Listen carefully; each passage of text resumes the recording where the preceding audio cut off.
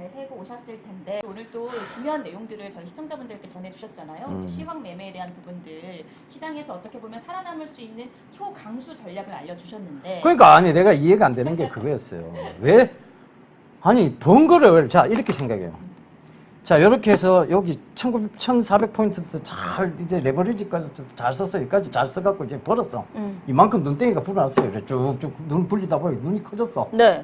그래갖고 여기까지 3200까지 왔어. 근데 그때도 여전히 눈탱이는 그대로 있는 상태인 거예요. 그럼 이게 무슨 의미가 있냐는 얘기지. 맞죠. 레버리지는 그대로 쓰고 있고 이자는 계속 내고 있고. 그러니까 이러면 아이고 배나 그냥. 아니에요. 팔았어요. 그래 팔았지. 팔았으면 현금을 다른 데로 좀 놔뒀어야지. 아니에요. 3200 이상에서 팔았어요. 그래 팔았어. 근데 다른 데 현금 안 놔둬. 다시 주식을. 아, 그 금액을 그대로 다시 주시게. 그렇죠. 전액. 번 것까지 다 포함해가. 그러면 남는 것이 없죠. 없다. 오히려 손실 볼 가능성이 맞습니다. 높아집니다. 그 분리하는 게 상당히 중요하네요. 그렇죠. 구분 지어서 왜? 수익 관리를. 다들 알고 계시는 거잖아. 기본적인 주가는 기본인데. 빠져야 매력이 생긴다 하는 거 알고 계시잖아요. 알죠. 그런데 아는데도 위에서도 주식 비중 100%, 밑에서도 주식 비중 100%. 뭔 의미가 있냐는 얘기지. 빠지지도 않는데 매력적이지도 않은 구간에서 계속 올라갈 거라 생각하는 게 문제가 있는 거예요. 자, 시황 간단하게 짚어보자고요. 네. 제가 이제 어제 이제 주슐랭 가이드 방에서 제가 현금 확보를 조금 해두시라. 올라오는 구간마다 현금 확보를 좀 해두시라. 맞아요. 라고 어제 말씀을 드렸어요. 헝다에 대한 이슈 때문입니다. 제가 헝다가 중국이 어떤 대외 신임도를 생각해서라도 가만히 있지 않을 것이다라는 거는 이미 예견을 해드렸습니다. 저번에. 맞죠. 사상적으로도 왜 중국은 기본 근본은 공산주의에 두고 있고 그걸 약간 수정 공산주의의 개념의 어떤 새로운 이념 그걸로 해서 자본주의를 도입했을 뿐이지 뿌리 자체는 공산주의예요. 맞죠. 그죠? 네. 그러니까 중국이 가만히 있지는 않을 것이다. 그 지금 어떤 얘기가 나와요? 헝다그룹이 파산하게 된다면 국가가 즉 국가 공영기업, 국영기업으로 인수할 가능성이 높다는 얘기가 지금 시장에서 나오고 있잖아요. 맞아요. 제가 얘기한 게 틀렸습니까? 맞았잖아요. 그대로 맞아 떨어졌죠. 예. 근데 그럼에도 불구하고 파산이 일어났을 때 국영기업으로까지 전환해서 시장 여파는 조금 있을 수 있으니 네. 현금 확보를 해서 다음 기회를 잡자는 얘기였는데 대다수 분들이 뭐라고 해요? 손실이 큰 종목을 그럼 줄여야 돼요? 같이 빠져요 어차피. 그리고 어떤 종목이 좋을지는 아무도 몰라요. 그럼 같이 빼고 보는 거예요. 비율적으로 같이 비슷하게. 그래야 만약에 시장이 안 좋은데도 불구하고 올라오는 종목이 그거밖에 안 줄였으니까 다행이 되는 거지. 어느가 하나 확 줄였는데 그거는 쭉 올라오고 내가 조금이라도 손절 안 한 종목은 쭉 같이 빠져요. 시장과 같이 빠져요. 그럼 얼마나 억울하겠냐. 그럼 더 크죠. 더 엄청난 타격이 커요. 맞습니다. 그러니까 그럴 필요가 없다니까. 줄이려면 같이 줄이고 안 줄일 거면 워렌 버핏식으로 같이 세트로. 같이 투자야. 쭉 가든가. 둘 중에 하나예요. 네. 알으실 이유가 없습니다. 그러니까 현금 확보라는 그 의미 자체가 네. 어떤 수익률 현재 손실을 보고 있다, 수익을 보고 있다는 것과 관계없이 비중을 확실하게 줄이는 것이다. 네. 공통적으로. 이 근처에 지금 드론 한 마리가 왔다 갔다 합니다. 날파리 드론이 왔다 갔다 합니다. 계속 살아있는 생명체가. 그죠? 날파리가 좀 크더라고요. 콩만한 드론들이 왔다 갔다 그래요. 음식 어디 쓰레기 버렸나. 그게 방금 드론 지나갔어요. 대표님 앞으로 자꾸 오는 것 같아요. 저희 빠르게 시황 분석을. 제가 땀을 흘리고 있어서 그런가 봅니다. 그럴 수도 있겠네요. 네. 네. 파리가 막 첫파리가 내 주변으로. 계속 돌죠? 아마 아니 돌아요? 그림 그리면서 그런 것 같아요. 그래요? 풀인 줄 알고. 채소인 줄 알고. 설마. 자, 그래서 네. 그런 식의 어떤 시황 전략을 좀 잡아가셔서 어찌됐든 단기적 리스크는 발생을 한 거예요. 왜? 헝다그룹이 파산이 되든 안 되든 그게 이제 어떤 기회가 되려면 현금은 어느 정도 있어야 돼요. 그 다음에 네. 기회가 되면. 정한되면 레버리지 데리고 오면 되죠. 내 친구 레버리지 부르면 되잖아요. 그 네. 기회를 삼으면 되잖아요.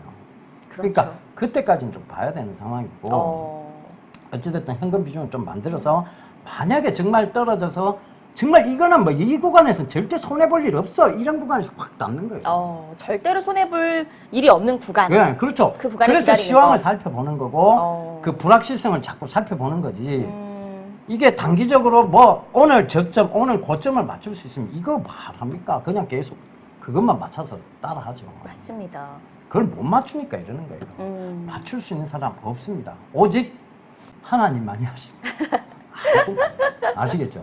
네. 그럼 대표님 어쨌든 뭐 수익을 볼 수밖에 없는 구간을 말씀을 하셨는데 네. 그래도 그런 부분들을 좀 확인할 수 있는 어떤 보조 지표 같은 게 있을 거잖아요. 그것도 시장의 어떤 차트상 보조지표를 참고하면 안 되고 차트상은 안 어찌됐든 되고.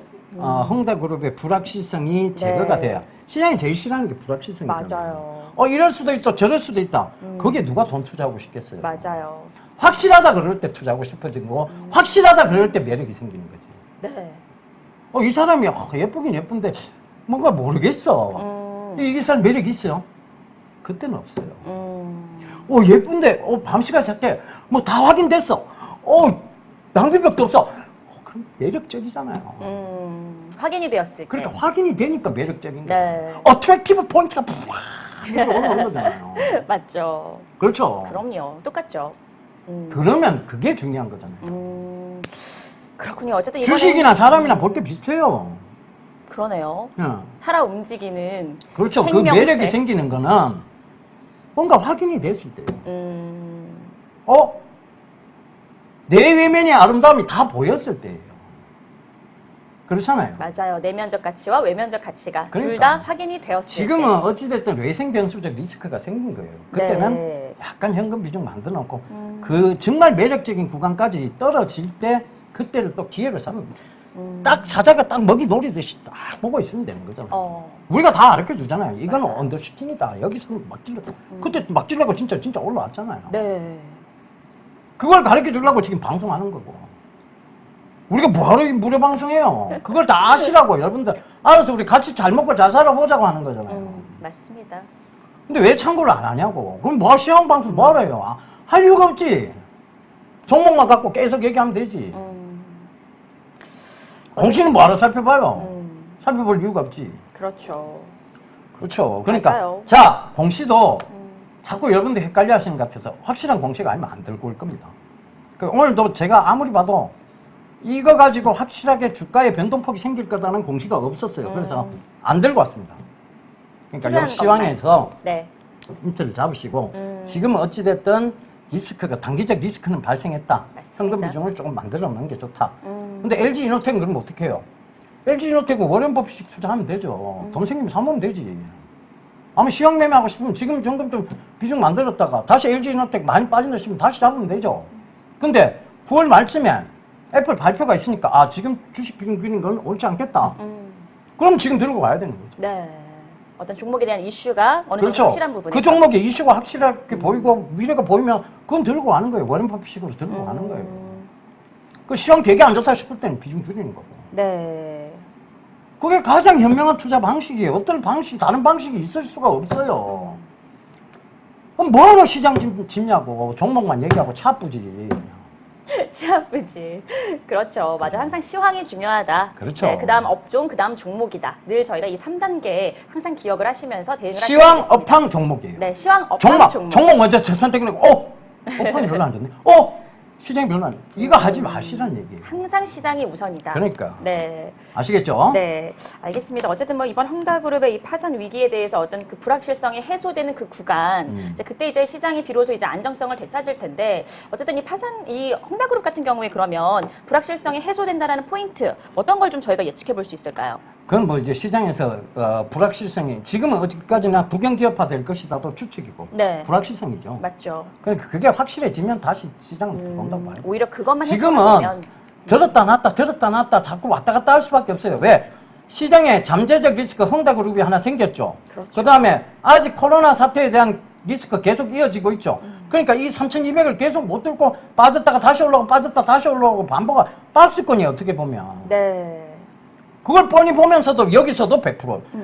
박스권 하단에서도 주식 100%. 박스권 상단에서도 주식 100%. 이게 안 맞다는 얘기를 하고 있는 거예요. 알겠습니다. 비중 관리를 철저히 해야 한다.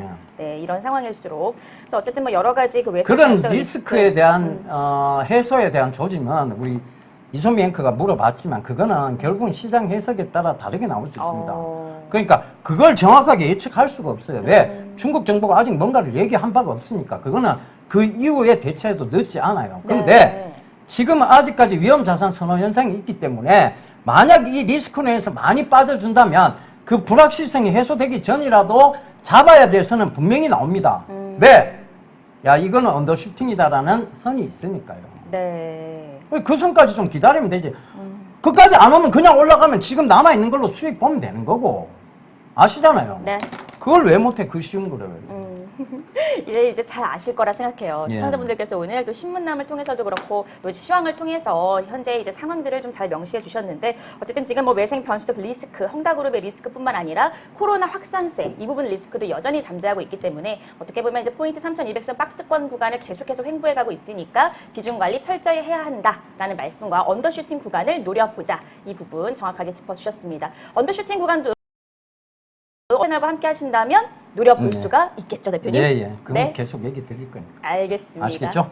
다음 주에 만나요. 네, 다음 주에 뵙겠습니다. 네.